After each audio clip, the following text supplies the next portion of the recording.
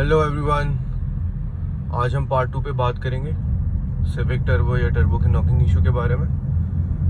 Quick recap ये है कि लास्ट टाइम मेरी गाड़ी नॉक कर रही थी तो मैंने अटक से 40 लीटर पेट्रोल डलवाया, 20 लीटर हाई ऑक्टेन और 20 लीटर नॉर्मल, और उससे पहले मैंने टैंक पूरा एम्प्टी किया था और एम्प्टी करने के बाद मैंने वो वाला फ्यूल डलवाया।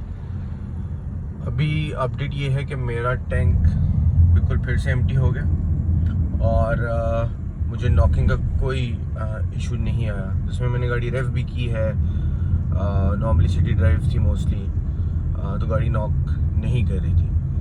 सो पता ही चला कि नॉकिंग का इशू बिल्कुल रिलेटेड है जो हमारी फ्यूल की क्वालिटी है उससे। तो शेल F10 के ऊपर ये वर्डिक्ट है कि आप शेल F10 कोशिश करें उसको अवॉइड करें। तो मैं फ्यूल एवरेज के बारे में भी बता देता हूँ।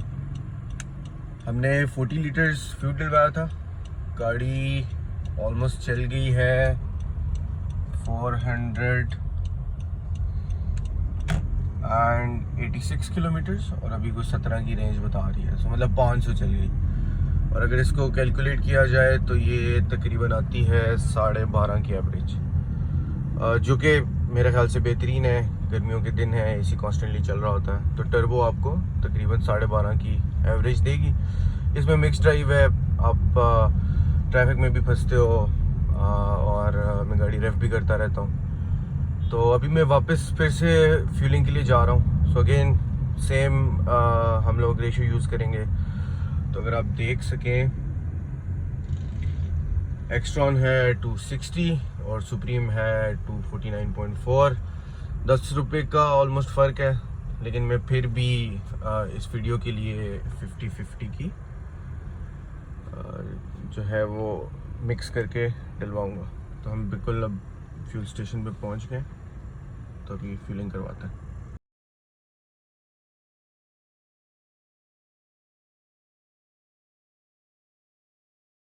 तो नॉकिंग के इशू के बारे में थोड़ा बात करते हैं कि नॉकिंग का इशू होता क्यों है और ऑक्टेन नंबर क्या होता है। तो नॉकिंग इशू का तो एक कॉज जो सबसे ज़्यादा होता है वो ये होता है कि जो आप फ्यूल गाड़ी में डलवा रहे हैं उसका ऑक्टेन नंबर क्या है। अब ऑक्टेन नंबर ये होता है कि वो ये बताता है कि आपका जो फ्यूल आपने डलवाया है या जो फ्यूल आप ले रहे हो उसकी जो रेजिस्टेंस है टू कंप्रेशन वो कितनी है। सो बेसिकली अगर सादे अल्फाज में बात की जाए कि अगर उस फ्यूल को कंप्रेस करो तो वो इग्नाइट करेगा कि नहीं करेगा, ठीक है। जिसका ऑक्टेन नंबर हाई होगा उसकी रेजिस्टेंस ज़्यादा होगी टू कंप्रेशन, और जब ज़ाहिर मैं बात करूँ पेट्रोल की, गैसोलीन की, और जब उसके अंदर स्पार्क होगा तब वो इग्नाइट करेगा। तो मिसाल के तौर पे अगर एक फ्यूल है उसका ऑक्टेन नंबर 90 है, एक का ऑक्टेन नंबर 95 है, तो जो 90 है उसके अंदर ज़्यादा प्रोबेबिलिटी है कि वो हाई कंप्रेशन के ऊपर 95 वाले से पहले जल जाएगा। और प्री इग्निशन बर्निंग बेसिकली ये होती है। तो मैंने एक प्रोडक्ट है, ये मैंने पहले भी यूज़ किया हुआ है और रिसेंटली भी जब मेरी गाड़ी में नॉक हुआ था तो मैंने ये ले लिया था और मैं इसकी भी वीडियो बनाना चाहता था ताकि इन केस अगर नॉकिंग नहीं जाती तो मैं ऑक्टेन बूस्टर डाल के चेक करूँगा कि नॉकिंग मेरी जाती है कि नहीं जाती। सो ये STP का ऑक्टेन बूस्टर है। ये बेसिकली मुझे तकरीबन 1100 के करीब इस्लामाबाद से मिल गया था, तो मुझे उम्मीद है इससे सस्ता होगा वैसे।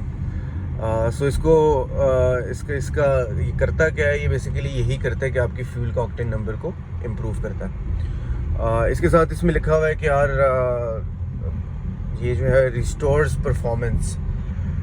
इसके बारे में इतना श्योर मैं नहीं हूँ क्योंकि मेरा नहीं ख्याल कि नॉर्मल गाड़ी के अंदर जो कि ज़ाहिर है टर्बो चार्ज नहीं होगी तो उसके अंदर आपको जो है ये इम्प्रूव परफॉर्मेंस देगा। नॉकिंग नहीं देगा, लेकिन टर्बोस के अंदर क्योंकि कंप्रेशन बूस्ट जनरेट होता है, कंप्रेशन होती है, तो अगर आपका ऑक्टेन नंबर हाई होगा तो आप ज़ाहिर है ज़्यादा बूस्ट पे, ज़्यादा प्रेशर पे ज़्यादा परफॉर्मेंस निकाल सकते हो।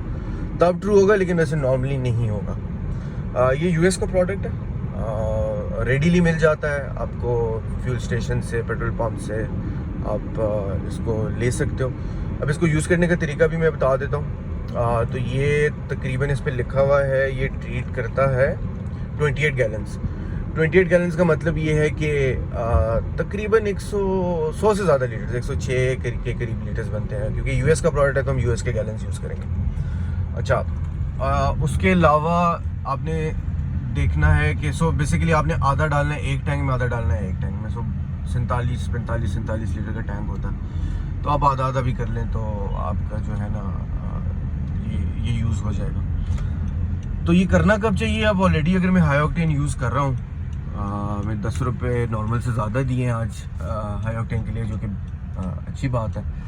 तो फिर तो मैं नहीं रिकमेंड करूँगा कि आप इसको यूज़ करें, क्योंकि आप ऑलरेडी हाई ऑक्टेन यूज़ करें। हाँ, लेकिन अगर आपकी गाड़ी नॉक कर रही है एक्सेसिवली और आपने गंदा फ्यूल डलवा लिया है, तो आप फ्यूल ड्रेन नहीं करवा सकते, नहीं करवाना चाहते और कंज्यूम ही करना चाहते हैं, तो आप ये डालकर उस फ्यूल को बर्न कर सकते हैं। तो अभी तो मैंने नहीं डाला, लेकिन जब मैं पिछला टैंक खाली कर रहा था, उसके अंदर मैंने वो तकरीबन 15 लीटर एक फ्यूल था गाड़ी में, लेकिन मैंने ये आधा डाल दिया था क्योंकि मैं उसका ऑक्टेन नंबर बूस्ट कर, लेकिन फिर भी गाड़ी नॉक कर रही थी।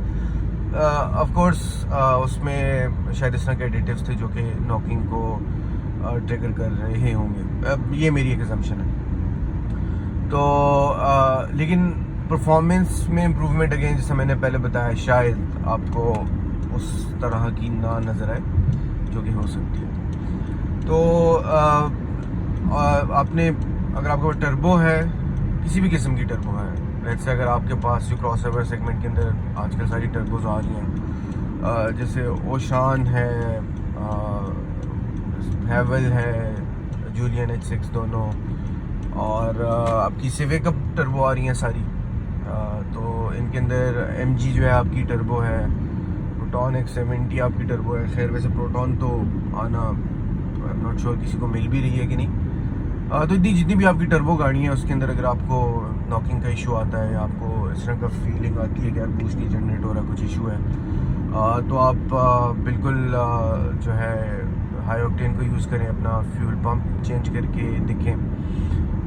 और फ्यूल पंप मतलब फ्यूल स्टेशन जहाँ से आप फ्यूलिंग करवाते हैं, गाड़ी का फ्यूल पंप नहीं चेंज करवा देना, तो आपकी नॉकिंग सॉल्व हो जाएगी। अच्छा, गाड़ियों के अंदर वैसे बिल्ट इन मैकेनिज़्म भी होता है नॉकिंग को प्रिवेंट करने के लिए, वो प्रिवेंटिव मेजर होता है।